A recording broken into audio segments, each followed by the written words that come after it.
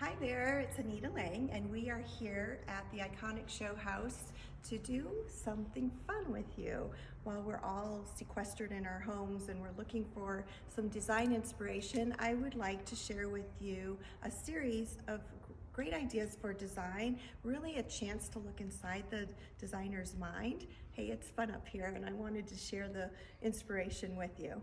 So we're in a really lucky location right now because we're in the iconic show house, which I thought would work great because we can use it as a design lab. There's so many wonderful designs in here that we can use as a way to illustrate the concepts that you might want to use in your own home. So what I've always loved about design is its ability to raise the human spirit. When you think about it, we sometimes choose restaurants or just certain spaces that we go to, even within our own home, for the way that it makes us feel. And that really is the power of design. And we have that control when we put some intention behind our spaces to make it really a beautiful place that will elevate your lifestyle and the experience that you have within it. This design series, we're going to cover a bunch of different things. The first one that we're going to cover is a little bit about the pitfalls and the things that I see when I go into a new project in a client's home where they're not happy with the space that they have. I can share with what we look for. I almost feel like this one should be like in the fashion magazines when you look and there's a big blackout over somebody's face, like don't do this. We're going to cover some of the don't do this in that episode. We're also going to talk about the way a project starts. How do you collect ideas? Where does inspiration come from? And we're also going to talk a little bit about the tools that designers use to manipulate space and to really get the final effect to make it a beautiful space to live in. All right, so let's start with the biggest things that I see as pitfalls in design and then what I do to correct that. We're going to talk about three things today. We're going to talk about scale, proportion, and then really like the lack of originality that often happens in spaces. So let's start with scale and proportion, and let's talk about them together because they do relate to each other.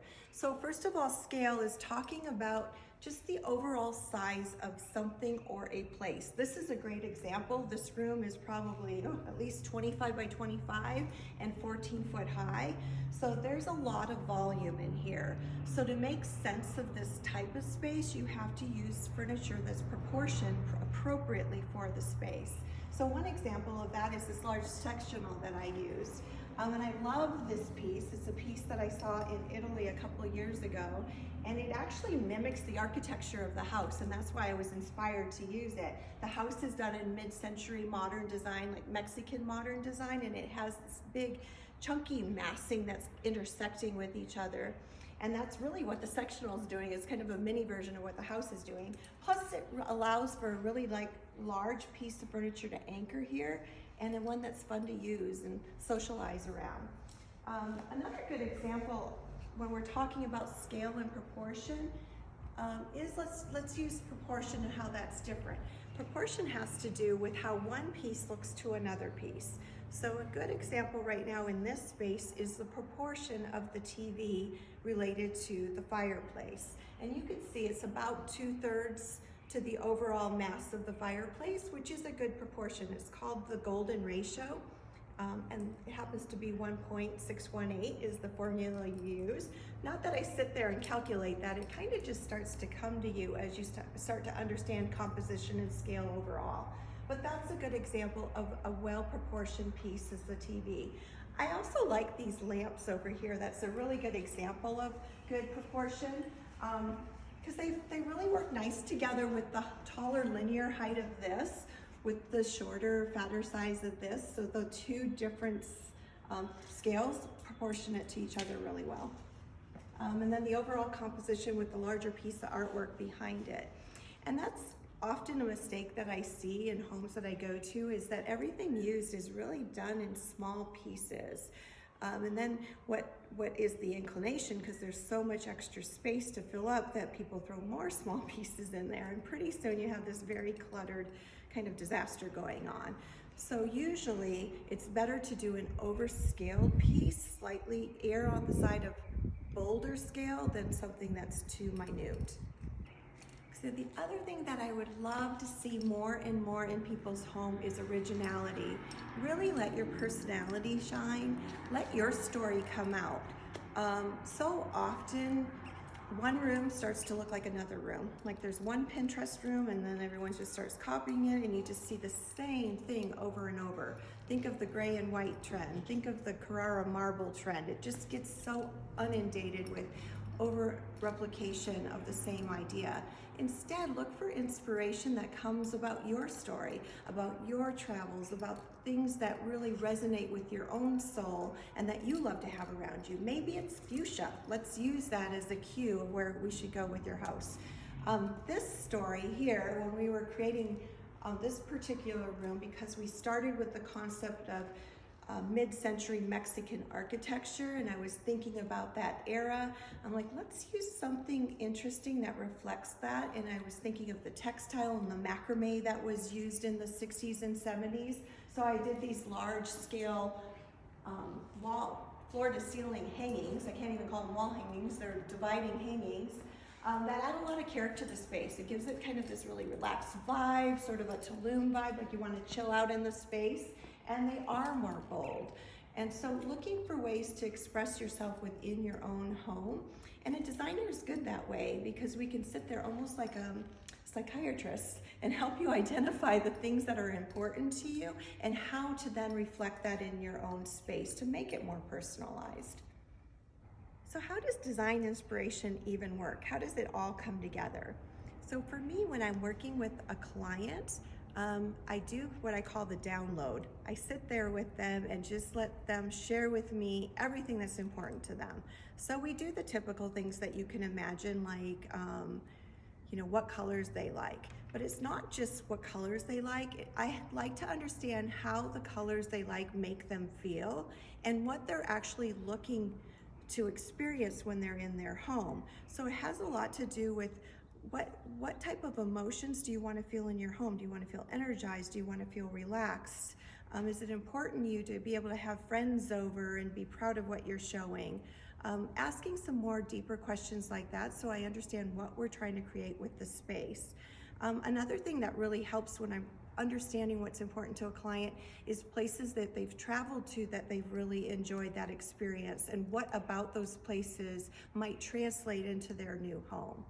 And then, of course, it also gets down to lifestyle requirements. I even get to know how they like their socks folded so we can do their closet plan for them.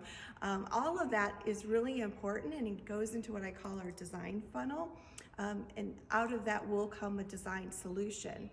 The other thing beside the client's preferences and personality that's important is also the architecture of the space.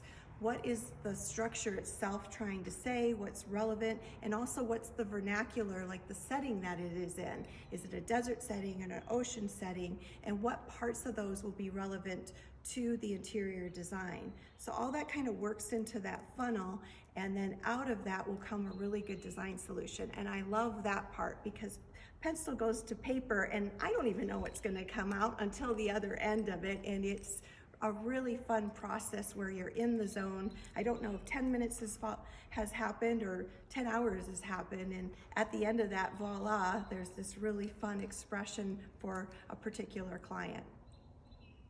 I would really like to share something else about this project that I think is very relevant, and it's the way that it's curated. Often when people are buying homes, they're thinking, oh, I just need to purchase, get this filled, and kind of have my checklist done. But what I really like to encourage people is to curate their collection so that it can become part of their story. And instead of buying pieces that are disposable, start buying pieces that you resonate with, that you really love, and those will always translate into your next dwelling really well. And they start to create a space that is much more unique and reflective of you versus looking like just a mass-produced catalog somewhere that we see all these rooms that start to look the same. Let me show you these other great pieces that we found for this project. It's these Michel Arnoul chairs, which I think are amazing. Look at all the wonderful patina of the leather. They're from the 1960s, so that makes them, what, like 50 plus years old? Michelle was one of the designers that was first to do the idea of self-assembly furniture. He kind of pioneered that in the 1960s. He's a French designer by way of Brazil, and I think these are just those kind of pieces that you can always find a corner for yourself in a different part of your house. It even has the branding on the back of here, which makes it a really unique piece. The other pieces that I'm in love with are these lamp pieces. They're Charles of Paris. They are also a 1960s design that's still in the line, so we could order these new if we needed to too and start our own heritage around them. But these particular ones were made in the 90s, and I think they're just spectacular. Everywhere I put them, they kind of make the space. Behind it is one of my personal favorite artists, which is a local artist here in Phoenix, although he and his brother have done work all over the United States, but it's the Four Toll brothers, and I think those are a great investment art piece right now, and they always have a great story in their pieces. And that's really what our art collection should be about, is that when we see those pieces, we feel happy. When we make spaces that are beautiful and resonate with our wishes and our loves and creates a space of harmony and peace, it really elevates the time that we spend in there for us and our families. So I'm hoping as I share this with you, it's going to be a way to really improve your own homes and make it really cozy for your families.